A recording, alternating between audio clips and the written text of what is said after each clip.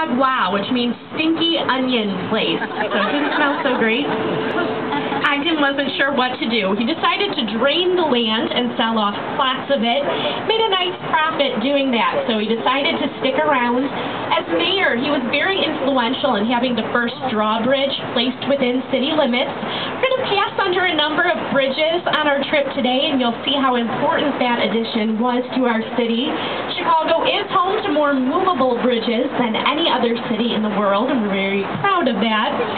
In the 1850s, the population here began to grow, and so did the garbage. At that time, all of the city's garbage was dumped directly into the Chicago River, which we are entering now. They threw everything in, waste from the streets, human sewage, even the carcasses from the stockyards along the South Branch. At that time, the Chicago River was flowing east out into Lake Michigan, which is sort of behind us now.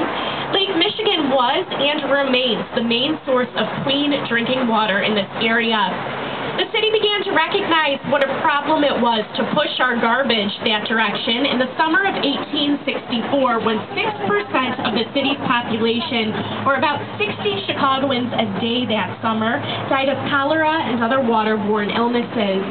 So the Water Reclamation District of Chicago was established to identify a solution to the problem. They decided their best bet to save our city would be to reverse the flow of the river, sending it in the direction we're traveling now.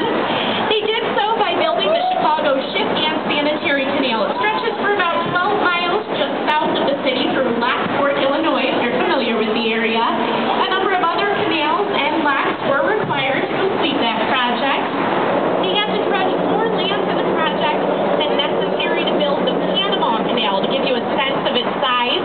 But it did the trick and saved our city, so of course we celebrate the river's reversal. St. Louis, Missouri wasn't so happy about it.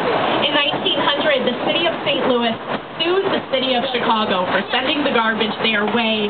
But with the help of a brilliant University of Illinois chemistry professor, the judge was convinced that the sun would oxidize bacteria in the water before it could reach even Peoria, Illinois, let alone St. Louis. So their garbage is their own problem. I apologize to anyone visiting from St. Louis.